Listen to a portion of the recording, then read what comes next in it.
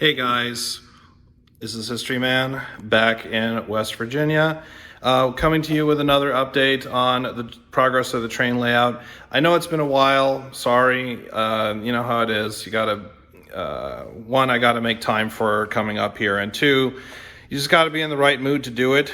But in the last month, things have been going really well. We managed to finally get the bench work done. The last couple pieces of it are now complete. And I finally wired the tracks. The two main loops are now completely wired. They are ready to go. I have feeders installed, and I even put down a couple buildings. None of the buildings are wired, but I wanted to put them down to just get a general sense of where the city's going to be, what the city's going to look like, things like that. And I gotta say, you're going to see it in a minute, but I think it's looking pretty good. Actually, you can see it behind me. There's Hagerstown. We'll delve a little bit more into it as we go along. First, I wanted to show off the feeder wires. This is underneath, and I'm using two MTH Trains terminal blocks with feeder wires. This is just normal wire that you can get off eBay or Amazon. But I use two terminal blocks, one for the inner track and one for the outer.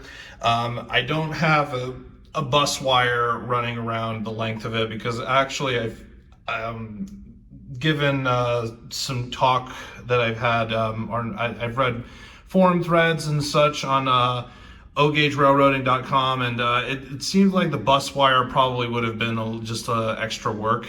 And based on the way that the trains ran today, because yes, I did do a test run, it works perfect. And the nice thing about it is too, as you can probably see, I don't know, you can tell, I know the wires are a little bit crossed and messy, and I'll probably color code them eventually. But really, I just wanted to get this up, and I think it works. It's pretty well organized, at least from where I'm standing. But and also I labeled each block, so I know which track is which.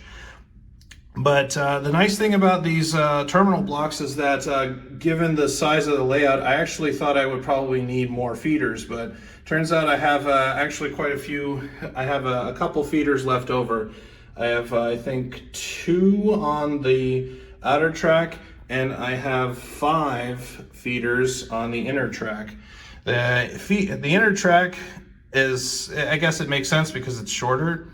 I may have to add some extra feeders when I put in the yard section. I was thinking about doing the yard section as its own separate track, as its own separate block. But given the fact that we have extra space here, I thought maybe it's better if I just cut save myself some work and just add the yard to the inner track since we've got the space. But that is the feeder wires. Like I said, I did a test run and it runs great. There are no power drops whatsoever anywhere. And also right now it's just a simple like 2 wires connected to the Z4000 transformer. I don't have a DCS. Like I said, I plan to get one in the future. I plan to get one actually for Christmas. It's on my list. But yeah, I tried it out and it runs great. I probably will have to, I may end up changing some things when, the buildings and stuff get wired, but right now it's running great. First section that I wanted to draw attention to is, of course, the city. I did get all of these buildings. None of these buildings are wired, by the way. I just wanted to plop them down. My idea is to just put them down and to get a general outline of how the city will look. Especially because I plan to run a trolley around here. And so I want to at least get a sense of where the building should go to make room for the trolley. But right now it's looking great. This is going to be the main street. We got all these storefronts here. We got a corner train store, mattress discounters with a Sleepy Joe Biden on top. We have the hardware store. This is actually from my first layout. And then I have a Cafe 611. I got this from the Train Loft out down in Winston-Salem, North Carolina. a couple years ago, but I never managed to take it out of the box until now. And we've got the police station from MTH. And finally, before I get to that, we do have a couple of small stores here. These are older buildings. I think they're from International Hobby, although I can't remember. I've had these forever. I've had these really ever since the 90s. And you can probably tell, as I was actually getting these out of the box and plopping them down, the window insert came out. I'm gonna have to re-glue that. And also some of the people figures that I had to be re-glued onto the street as well. And finally, we have the giant station of Hagerstown with a working clock. I need to replace the battery, but that clock does work. And yeah, this is going to be the main drag. I'll probably have a little parking lot right here for people to park their cars and greet, and maybe some rail fans and such coming here to greet, to meet the train incoming. I thought about also adding like a secondary platform, but as you can tell, there's just no room. But that's fine. I really like how this looks so far. I think the train, I think the city is going to be really impressive because I have a lot more room to play with than I initially thought. I was kind of afraid that I would not have room to put all the buildings down, but it looks like my fears were unfounded. Obviously, I haven't gotten all the buildings out yet, so I'm not gonna count my chickens before they've hatched. But I think we may be able to even get some new buildings and put some down and make this look like a real city. I'm really looking forward to building this part of the layout. I think it's going to look great. And then over here we have the country town. Buildings on here are going to be sparser, obviously, because we want to give the idea that this is really a small, typical country village. Although, even on this side, I think we may have room to put some more buildings down. I have a couple of, I have a airplane hangar kit hidden in a box somewhere that I may place around here, and I'll have to move that the suburban house right there. But I think we have enough room to actually make this into a real happening like a cute little country town. The main road will probably be right here going along. I'll have to add like maybe another row house or two. Then we have the farmhouse here. I know there's a bunch of track everywhere. I'm going to actually move that because I'm going to have a little train under my Christmas tree and they need to move that upstairs for that to happen. But yeah, the farmhouse is going to be right here. I'm going to have some corn rows and such here, maybe a couple cows or something. I'm leaning more towards the corn rows with a truck, like a Ford pickup truck right here, and some farm workers around. Again, make this a nice little farmhouse. It'll look great as the trains go running past. Then over here we have the country station. This is actually an old station kit from Lionel. I got it in the 90s. And actually when I got it out of the box, the roof fell apart because the glue had dried up. So I had some Gorilla Glue on hand, thankfully, and I put the roof back together. I think it looks very nice there. I have a little siding here. If you remember from the original track plan, I wanted to have a little siding to dump cars and so forth. And the primary thing that I wanted to use it for was the icing station here. I have a Pacific Fruit Express car that I'm going to park here, and then right next to it is the milk car with the platform. I tested them, they do still work. And there actually is enough room here, I think, to maybe add a couple of platforms for passengers coming and going. Or if I move this down a little bit, I don't want to mess up the glue. But I also was going to add a water tower on this side for the steam engines to stop and take on water and refuel while they're at the country town. But yeah, this is looking great. I am so happy that this is turning out so great. Oh, one final thing. So this is actually a custom build that a friend of mine and I put together way back in the 90s. It's a little barbecue, it's a little like barbecue hut in the shape of a spotted pig. I really liked it. Of course, I had to keep it from all my previous layouts. So I'm thinking that for this section, maybe I'll have a little park, have this an open space, so have a little park with kids playing, a swing set, maybe a gazebo, and then right next to the park is the barbecue joint for people to get their ribs, pulled pork sandwiches, what have you. But guys, it's looking great. I'm really, really happy with how this is turning out, and I'm super hopeful that in the coming, actually next week, I'll have another video for you, because my aunt is coming to visit for Thanksgiving. She's flying out from California. She's really curious about the layout. She's curious about the house. And she's a big rail fan like I am, probably even more so. We got railroading in the family. Her father, my mother's father, was a conductor on the Santa Fe.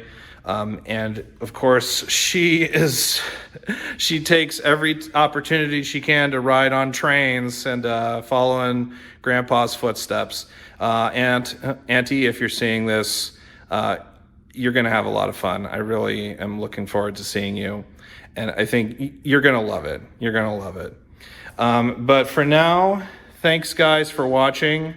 I will hopefully have another video out, if not next week, then the week afterward, showing off all of the trains and showing off some more buildings maybe. And also by that time, I'll have this entire layout cleaned up of track and tools and things like that, because the trains have to be the stars here. But until next time, guys, thank you so much for watching. Leave a like, leave a comment, telling me what you think, telling me any suggestions that you have. And until next time, have a good one.